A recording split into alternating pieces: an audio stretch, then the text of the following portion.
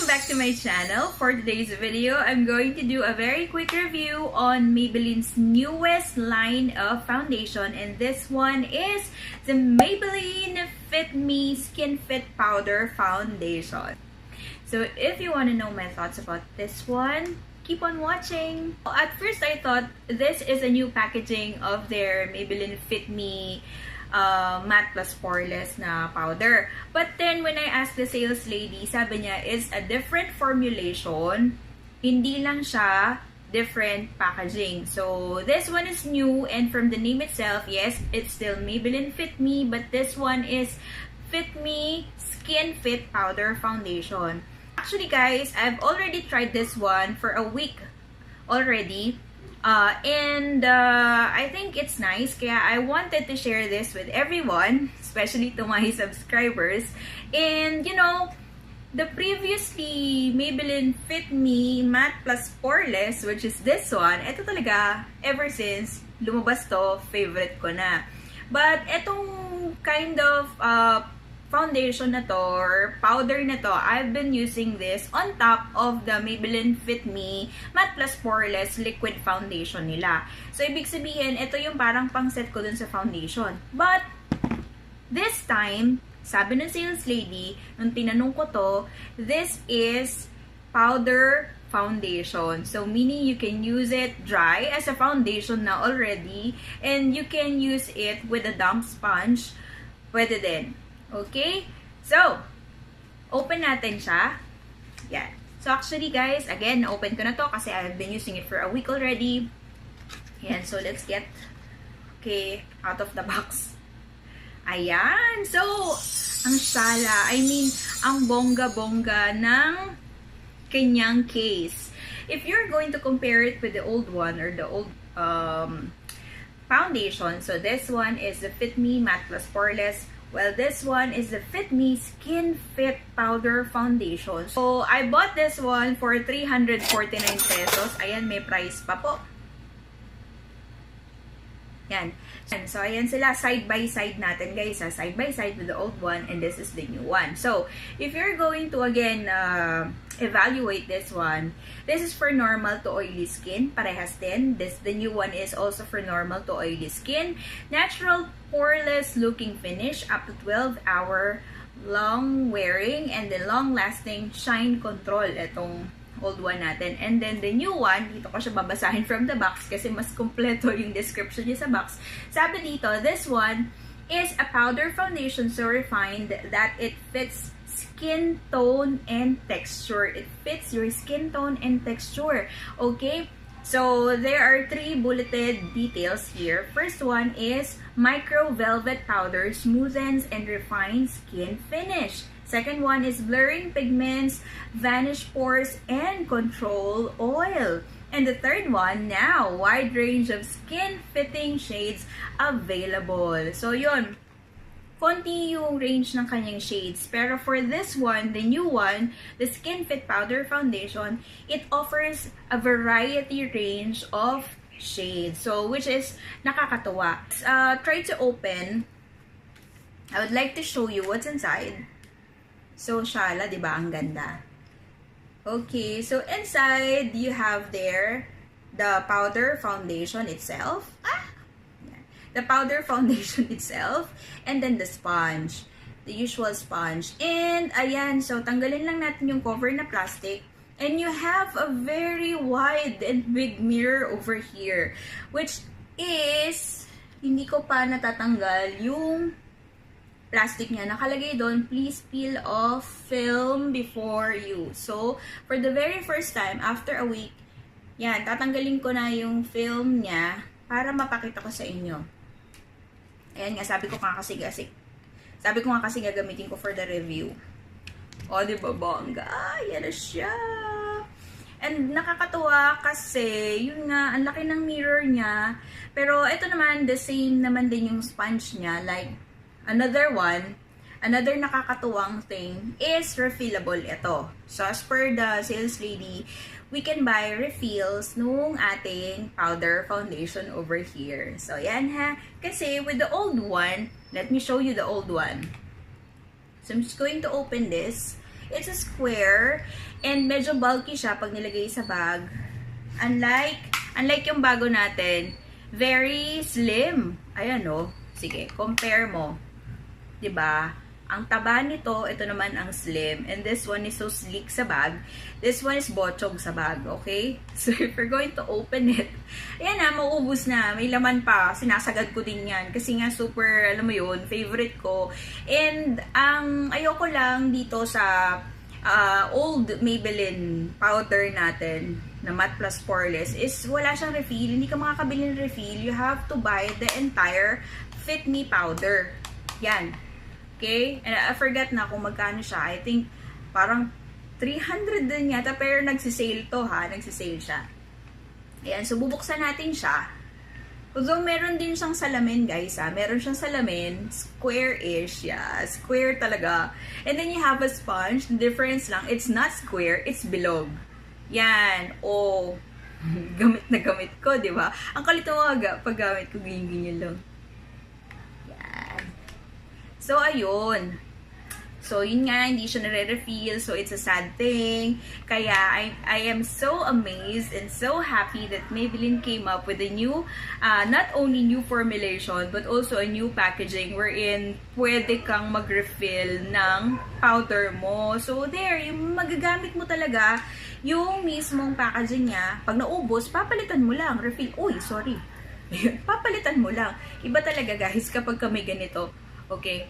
Maganda pa rin talaga pag may film ka dito kasi mapoprotektahan mo siya from dirt and all. So, ayun. So, there. I'll be using my Maybelline Fit Me now.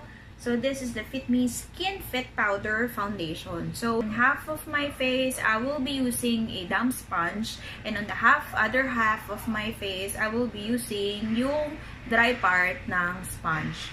So, get enough amount. And then, I'll apply it here. So, as always, I begin dito sa nose part.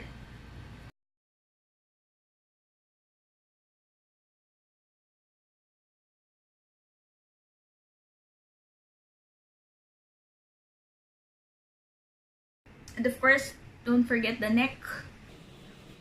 Half lang din talaga, pati neck.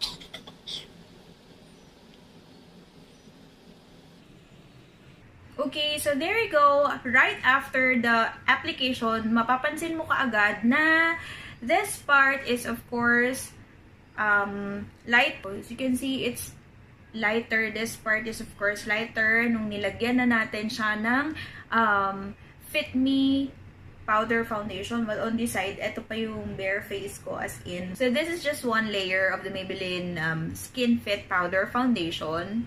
So, try naman natin na gawin siyang 2 layers. Again.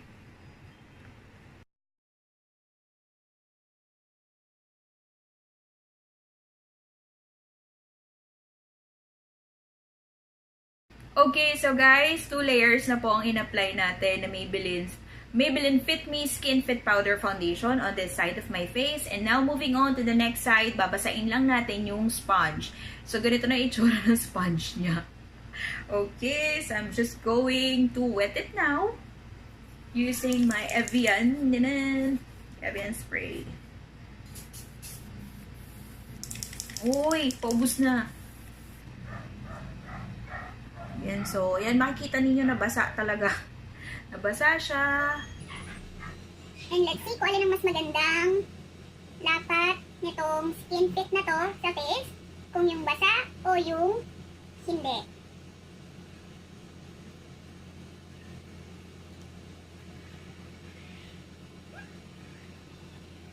Kung mag-apply ako nito guys, para lang yung normal na, ala, ba't para akong ano, espasol. Yung leeg. Ay! Nalaglag. Basa. And the under eye.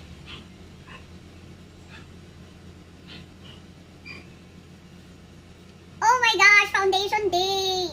So, at this point, kung makikita ko naman dito sa salamin ko, sa harap ko, medyo konting dadagdagan ko lang to siguro para magpantay. Okay? Para hindi naman mukhang parang na super white lady na Halloween yung dito sa side na to. Okay? So, papantayin na lang natin. Pero hindi na ako kumuha ng product dito, guys, ha.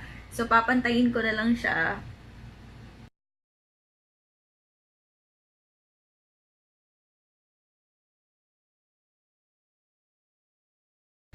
At this point, guys, tatapusin ko lang yung makeup ko and then medyo lagyan natin ng color yung face ko before tayo magbigay ng aking initial thoughts on this product. Okay? So, in 3, 2, and 1. Ta-da! So, guys, I'm done with my makeup. Hindi na siya maputi kung titingnan nyo. This is my arm. This is my braso. Yan, yellowish talaga yung tone ko. O kahit dito, hindi sila super magkalayo. Kahit sa personal and the natural lighting, hindi siya maputi.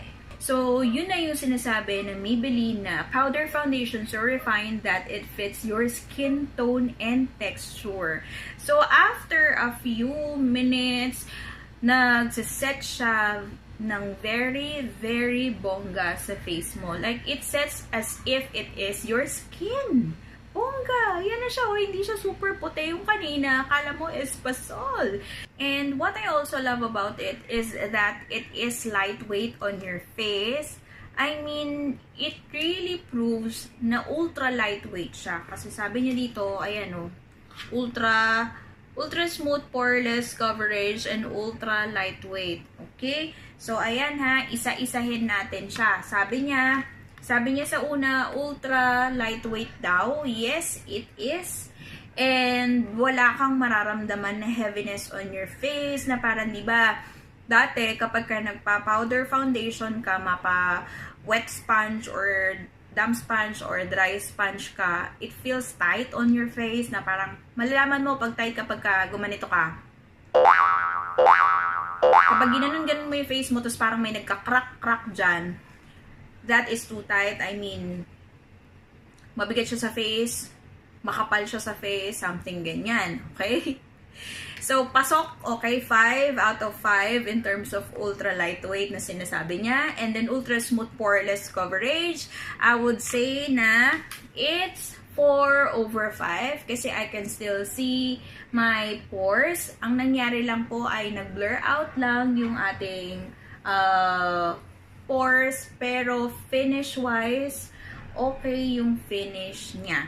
And what else? Sabi dito, a powder foundation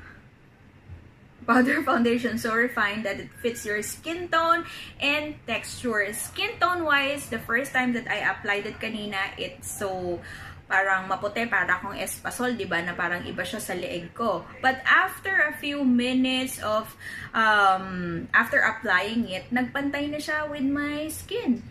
Ayan, so 5 out of 5 in terms of fitting with your skin tone and texture. So, ibig sabihin, yung claims niya about Skin Fit Powder Foundation is okay. It's 5 out of 5.